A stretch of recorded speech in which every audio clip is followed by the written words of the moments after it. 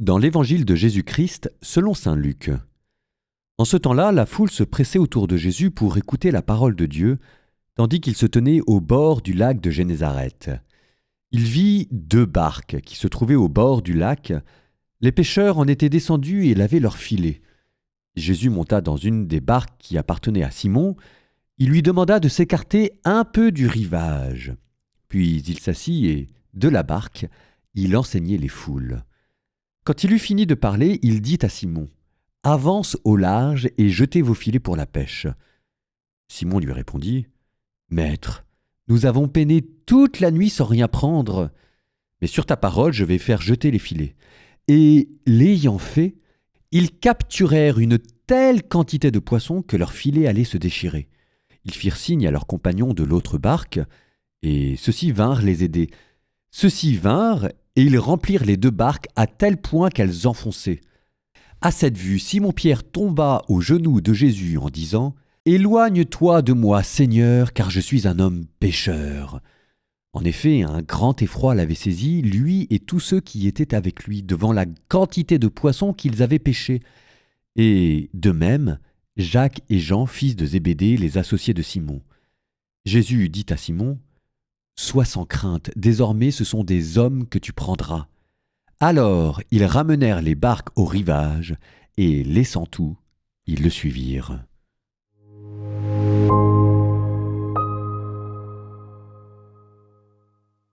Au moment où je commente cet évangile, je suis en train de sortir du salon du mariage.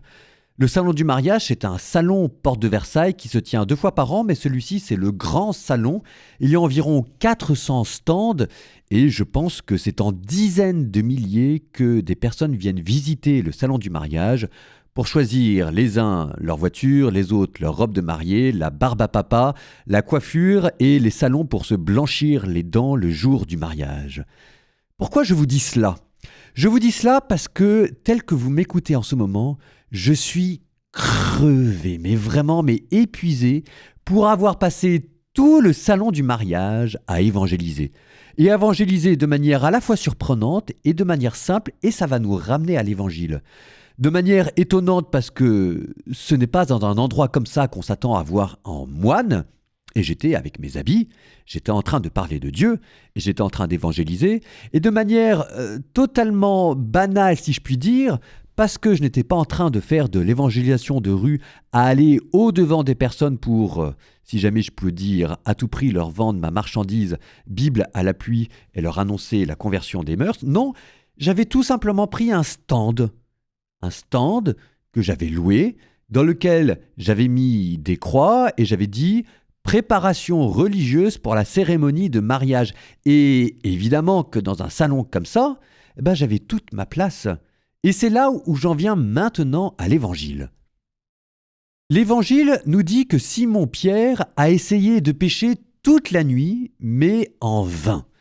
Et à quoi cela me fait-il penser ? Cela me fait penser aux sacristies, à nos messes et à nos circuits bien rodés, si jamais je puis dire, de l'évangélisation, dans lesquels nous sommes au meilleur de notre forme, parce que la sono est bonne, parce qu'on a bien choisi les textes, parce qu'il y a des sièges et qu'on n'attend plus que les gens viennent nous écouter. Sauf que les gens ne viennent pas et que bien souvent nous nous épuisons à préparer des beaux sermons dans des messes dans lesquelles pas beaucoup de personnes viennent.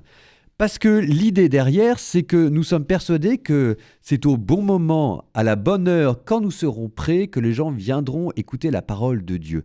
Et ça ne marche pas, et il n'y a pas forcément beaucoup de monde qui viennent. À l'inverse, Jésus s'éloigne du rivage pour prêcher.